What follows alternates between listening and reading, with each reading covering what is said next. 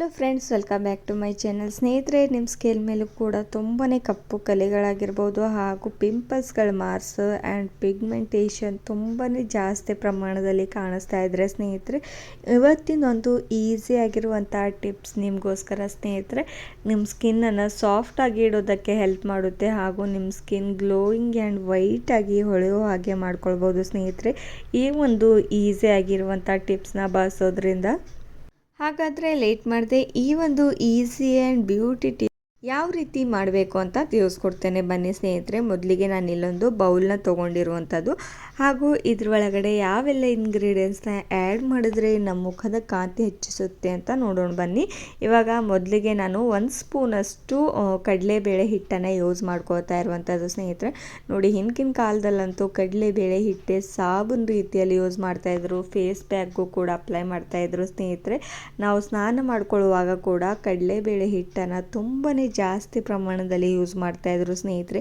ಅವ್ರು ಯಾವುದೇ ಒಂದು ಪಾರ್ಲರ್ಗೆ ಹೋಗ್ತಾ ಇಲ್ಲ, ಯಾವುದೇ ಒಂದು ಕ್ರೀಮ್ಗೂ ಕೂಡ ಯೂಸ್ ಮಾಡ್ತಾ ಇರಲಿಲ್ಲ ಸ್ನೇಹಿತರೆ.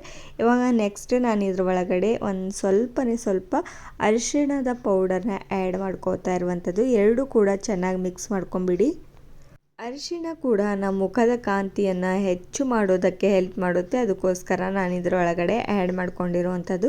ಈ ಎರಡು ಇಂಗ್ರೀಡಿಯೆಂಟ್ಸ್ನ ಆ್ಯಡ್ ಮಾಡಿಬಿಟ್ಟು ಚೆನ್ನಾಗಿ ಮಿಕ್ಸ್ ಮಾಡ್ಕೊಂಡಿರೋದಾಗಿದೆ ಸ್ನೇಹಿತರೆ. ಆ್ಯಂಡ್ ಇದರ ಬೆನಿಫಿಟ್ಸ್ ಇನ್ನೂ ಏನೇನಿದೆ ಅಂತ ಅದು ಕೂಡ ತಿಳಿಸ್ತೇನೆ ಸ್ನೇಹಿತರೆ. ನೀವು ಕೂಡ ವಿಡಿಯೋನ ಸ್ವಲ್ಪ ಕೂಡ ಸ್ಕಿಪ್ ಮಾಡದೆ ಪೂರ್ತಿಯಾಗಿ ನೋಡಿ, ಯಾಕಂದರೆ ಯಾವ ರೀತಿ ಈ ಒಂದು ಫೇಸ್ ಪ್ಯಾಕ್ ರೆಡಿ ಮಾಡೋದು ಅಂತ ಅರ್ಥ ಆಗೋದಿಲ್ಲ ನೋಡಿ ಸ್ನೇಹಿತರೆ.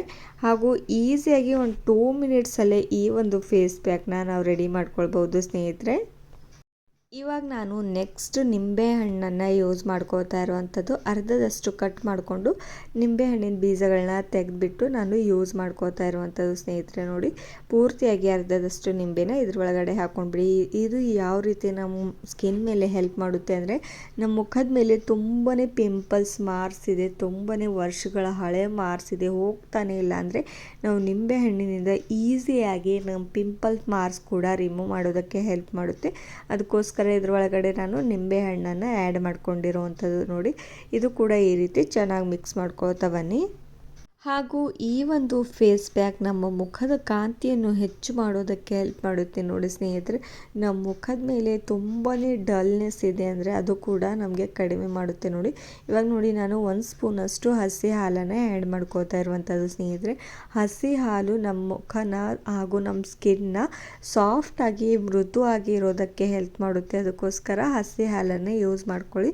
ರಾ ಮಿಲ್ಕ್ ಅನ್ಬೋದು ಸ್ನೇಹಿತರೆ. ಇದನ್ನು ಯೂಸ್ ಮಾಡಿಕೊಂಡ್ರೆ ತುಂಬಾ ಜಾಸ್ತಿ ಪ್ರಮಾಣದಲ್ಲಿ ಬೆನಿಫಿಟ್ ಸಿಗುತ್ತೆ. ನೀವು ಕಾಯಿಸಿರುವಂಥ ಹಾಲನ್ನು ಕೂಡ ಯೂಸ್ ಮಾಡ್ಕೊಳ್ಬೋದು, ಆದರೆ ಹಸಿ ಹಾಲಿನಲ್ಲಿ ಇರುವಂಥ ಎಷ್ಟು ನಮಗೆ ಬೆನಿಫಿಟ್ಸ್ ಇದೆಯೋ ಕಾಯಿಸಿರುವಂಥ ಹಾಲಲ್ಲಿ ಜಾಸ್ತಿ ಪ್ರಮಾಣದಲ್ಲಿ ನಮ್ಮ ಸ್ಕಿನ್ಗೆ ಬೆನಿಫಿಟ್ ಸಿಗೋದಿಲ್ಲ. ಅದಕ್ಕೋಸ್ಕರ ನಾನು ಇಲ್ಲಿ ರಾ ಮಿಲ್ಕ್ನ ಆ್ಯಡ್ ಮಾಡ್ಕೊಂಡಿರುವಂಥದ್ದು. ಆ್ಯಡ್ ಮಾಡಿಕೊಂಡು ಚೆನ್ನಾಗಿ ಈ ರೀತಿ ಮಿಕ್ಸ್ ಮಾಡ್ಕೊಳ್ತಾ ಇರುವಂಥದ್ದು ನೋಡಿ ಸ್ನೇಹಿತರೆ. ನಮ್ಮ ಮುಖದ ಮೇಲೆ ಜಾಸ್ತಿ ಪ್ರಮಾಣದಲ್ಲಿ ಸನ್ ಟ್ಯಾನಿಂಗ್ ಕಾಣಿಸ್ತಾ ಇದ್ದರೆ ಅದು ಕೂಡ ಕಡಿಮೆ ಮಾಡೋದಕ್ಕೆ ಹೆಲ್ಪ್ ಮಾಡುತ್ತೆ ಸ್ನೇಹಿತರೆ. ಈ ಒಂದು ಫೇಸ್ ಪ್ಯಾಕ್ ನೋಡಿ ಎಷ್ಟು ಈಸಿಯಾಗಿ ಆ್ಯಂಡ್ ಮನೆಯಲ್ಲೇ ಸಿಗುವಂಥ ವಸ್ತುಗಳಿಂದ ಈ ಒಂದು ಫೇಸ್ ಪ್ಯಾಕ್ ಇವಾಗ ರೆಡಿ ಆಗ್ತಾ ಇರುವಂಥದ್ದು ನೋಡಿ ಸ್ನೇಹಿತರೆ. ಇದನ್ನು ನಾನು ಚೆನ್ನಾಗಿ ಈ ರೀತಿ ಇನ್ನೂ ಮಿಕ್ಸ್ ಮಾಡ್ಕೊಳ್ತಾ ಇರುವಂಥದ್ದು. ಚೆನ್ನಾಗಿ ಪೂರ್ತಿಯಾಗಿ ಕ್ರೀಮಿ ರೀತಿ ಆಗಬೇಕು, ಅಲ್ಲಿವರೆಗೂ ನಾನು 1-2 ಮಿನಿಟ್ಸ್ ಮಿಕ್ಸ್ ಮಾಡ್ಕೊಂಡಿರೋದಾಗಿದೆ ಸ್ನೇಹಿತರೆ. ಇದನ್ನು ಯಾವ ರೀತಿ ಅಪ್ಲೈ ಮಾಡಬೇಕು ಅಂತ ಇವಾಗ ತಿಳಿಸ್ತೇನೆ ಬನ್ನಿ. ನೀವು ಇದನ್ನು ಮುಖಕ್ಕೆ ಅಪ್ಲೈ ಮಾಡ್ಕೊಳ್ಳುವಾಗ ನಿಮ್ಮ ಮುಖನ ಚೆನ್ನಾಗಿ ವಾಶ್ ಮಾಡಿಕೊಂಡು ನೀವು ಇದನ್ನು ಅಪ್ಲೈ ಮಾಡ್ಕೊಳ್ಬೇಕು.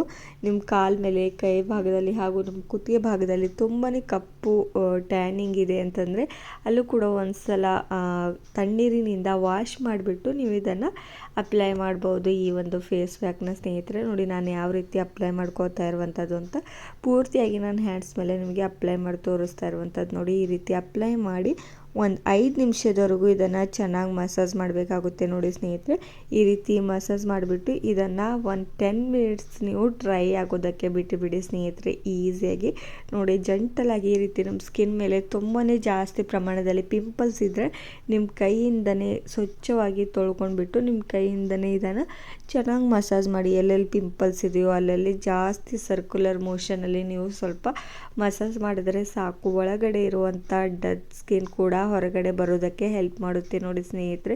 ಈ ಒಂದು ಈಸಿ ಆಗಿರುವಂಥ ಟಿಪ್ಸ್ ಇವಾಗ ಅಪ್ಲೈ ಮಾಡಿರೋದಾಗಿದೆ ಸ್ನೇಹಿತರೆ. ನೀವು ಕೂಡ ಒಂದ್ಸಲ ಆದರೂ ನಿಮ್ಮ ಮನೆಯಲ್ಲಿ ಈ ಒಂದು ಟಿಪ್ಸ್ನ ಟ್ರೈ ಮಾಡಿ ನೋಡಿ ಸ್ನೇಹಿತರೆ. ಎಷ್ಟು ಒಳ್ಳೆ ರೀತಿಯಲ್ಲಿ ಬೆನಿಫಿಟ್ಸ್ ಸಿಗುತ್ತೆ ಹಾಗೂ ನಿಮ್ಮ ಸ್ಕಿನ್ ಕೂಡ ಗ್ಲೋಯಿಂಗ್ ಆ್ಯಂಡ್ ವೈಟ್ ಆಗಿ ಕಾಣೋದಕ್ಕೆ ಹೆಲ್ಪ್ ಮಾಡುತ್ತೆ ನೋಡಿ. ಇವಾಗ ನಾನು ಇದನ್ನು ಒಂದು 10 ಮಿನಿಟ್ಸ್ ಡ್ರೈ ಆಗೋದಕ್ಕೆ ಬಿಟ್ಟಿರೋದು ನೋಡಿ ಸ್ನೇಹಿತರೆ. ಡ್ರೈ ಆದ ತಕ್ಷಣ ಕೂಡ ತೋರಿಸ್ತೇನೆ ನಿಮಗೆ ಯಾವ ರೀತಿ ತುಂಬಾ ಚೆನ್ನಾಗಿ ನಮ್ಮ ಸ್ಕಿನ್ ಮೇಲೆ ಕಲರ್ ಕೂಡ ಬಂದಿದೆ ಅಂತ.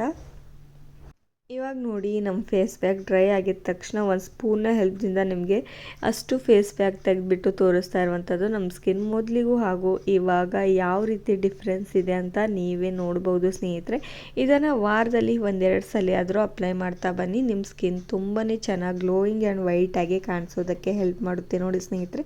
ಇವಾಗ ಪೂರ್ತಿ ಪ್ರಮಾಣದಲ್ಲಿ ನಾನು ಕೈಯನ್ನು ವಾಶ್ ಮಾಡ್ಕೊಂಡು ಬರ್ತೇನೆ ನೋಡಿ ಎಷ್ಟು ಚೆನ್ನಾಗಿ ಕಾಣಿಸ್ತಾ ಇದೆ ಅಂತ ನೀವು ಕೂಡ ನೋಡ್ಬೋದು. ಒಂದೇ ಯೂಸ್ಗೆ ಇಷ್ಟು ಚೆನ್ನಾಗಿ ಡಿಫ್ರೆನ್ಸ್ ಕಾಣಿಸ್ತಾ ಇದೆ ನೋಡಿ, ಎರಡು ಕೈದು ಕೂಡ ನೋಡ್ಬೋದು ಸ್ನೇಹಿತರೆ.